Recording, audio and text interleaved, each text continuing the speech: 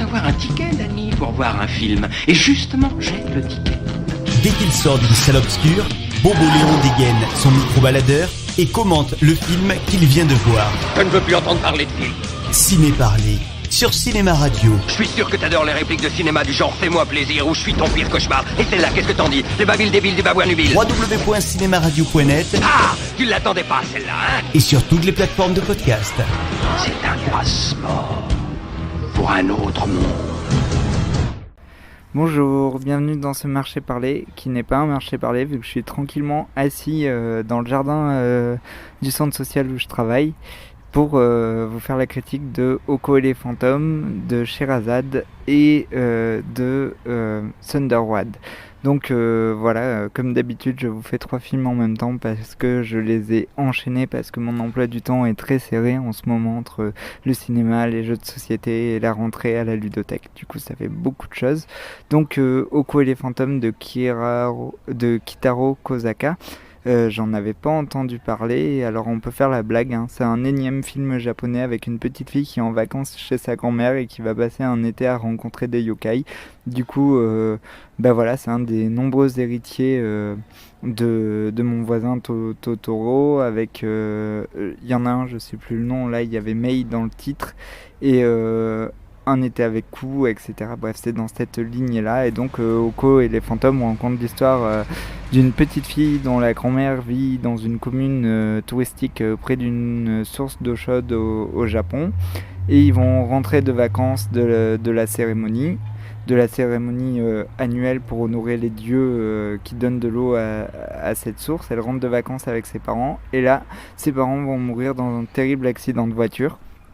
Alors déjà j'ai été très déçu par l'animation des voitures et des éléments de décor. Ça m'a un peu choqué parce que ça faisait vraiment image de synthèse et ça dénotait avec le reste de l'animation. Du coup c'est le studio Madhouse qui a animé ce film. C'est un studio très connu. Ils ont animé par exemple la série animée de Monster, les films de Satoshi Kon, Paranoia Agent, les OAV de Gum dans les années 90. Bref, c'est un studio qui a pas besoin de faire ses preuves. Et là, on le voit, il y a vraiment beaucoup de scènes très très bien animées qui sont superbes. Mais au début, je me suis dit, oulala, qu'est-ce que je fais là? Ça va être un énième film avec la petite fille, le parcours initiatique et les yokai. Et à la fin, il va y avoir une tempête et elle va devoir sauver la tempête et elle va sauver ses amis de la tempête et elle va être aidée par les yokai et tout ça. Et en fait, pas du tout. La seule péripétie, c'est on va faire les courses au centre commercial. Et du coup, même si elle rencontre des fantômes, hein, c'est quand même un film sur la reconstruction et sur le deuil. Elle va être confrontée à plusieurs personnes qui sont malades ou qui ont perdu un proche dans cette commune des sources d'eau chaude, donc des gens qui viennent se soigner dans les thermes. Et petit à petit, elle va se reconstruire, Oko va se reconstruire et va apprendre à être tenancière d'une auberge. Alors là ça fait vraiment japonais un peu, c'est un peu les travers qui me gênaient dans Ameyuki les enfants loups, c'est le travail c'est bien, il faut se sacrifier au travail et tout, mais heureusement ça prend pas beaucoup de place dans le film parce que sinon c'est surtout une histoire d'une initiation d'une enfant qui vient de perdre ses parents et de deuil, mais c'est assez gai. Il y a un des yokai, c'est un petit diablotin, il est très drôle. Du coup je vous conseille d'aller le voir, mais je suis quand même partagé parce que l'animation était parfois de très très grande qualité et parfois non, mais en même temps il y a des scènes, on se demande ce que ça fait là. Par exemple à un moment donné ils vont faire les courses. Et quand ils vont faire les courses, tu te dis mais pourquoi ils vont faire les courses à ce moment-là? En plus il y a de la J-pop, bref ça fait un peu kitsch. Et en fait c'est justifié après dans le film, du coup c'est quand même assez beau. Il y a quelques personnages secondaires, j'aurais bien aimé qu'ils soient développés. Mais c'est un film d'animation qui reste correct. Alors par contre là j'ai un gros coup de gueule à faire contre les critiques. C'est que il faut arrêter de dire à chaque fois qu'un nouvel animé sort, oui c'est les héritiers de Ghibli et tout, des gens qui faisaient des choses très bien en parallèle de Ghibli, il y en avait plein. Et donc voilà, et aussi ce serait bien que les critiques se renouvellent en fait et travaillent un peu et arrêtent de chercher les héritiers de Ghibli, quoi. Ça sert à rien, Ghibli ils ont fait ce qu'ils avaient à faire, ils ont fait des films magnifiques qui ont changé l'histoire du cinéma. Mais après, les autres japonais font des trucs très bien aussi, donc voilà, ça m'énerve un peu. Et aussi, j'aimerais bien que les distributeurs sortent des films au cinéma, des longs métrages un peu plus adultes, comme entre guillemets, hein, bien sûr, comme l'époque où il y avait Perfect Blue et Junro qui sortaient en salle. Ça me manque un peu de voir des mechas sur grand écran. Voilà. Mais voilà, je vous conseille d'aller le voir. C'est pas mal. Donc, Oko et les fantômes de Kitaro Kozaka. Alors ensuite, je vais vous parler d'un gros coup de cœur. J'ai pas grand chose à dire dessus. C'est parce que juste, je vais dire j'ai aimé. C'est Scheherazade de Jean-Bernard Marlin qui se passe à Marseille. Donc l'histoire est très simple, elle tient sur un bout de papier plié en quatre et si je vous dis le pitch comme ça, vous allez dire que c'est la caricature du film social français et que ça sert vraiment à rien d'y aller. Et en fait, Sherazade, ça raconte l'histoire de Zach qui sort d'un foyer éducatif. Non, il sort de prison, il sort de la prison pour mineurs et il retourne au foyer et il fugue. Et là, il va tomber amoureux de Sherazade et une série de péripéties. Enfin, amoureux dans le film, il n'y a pas trop de place à l'amour, hein. C'est surtout le hors-champ qui nous dit ce qui se passe et c'est à nous de nous imaginer. Donc le spectateur est au travail tout le long du film parce que la scène, on voit surtout des petits larcins. Sherazade est prostituée, du coup on voit des scènes de tapin et lui est une petite frappe marseillaise et on le voit surtout de retour au quartier, on voit ce que lui dit le parrain du quartier et c'est vraiment très juste quoi. Enfin le héros est vraiment antipathique au possible, c'est une tête à claque, il commence dans la merde, il fait tout pour rester dans la merde. Du coup même le parrain du quartier lui dit fais attention, ne fais pas ça, tu vas t'attirer des emmerdes et tout.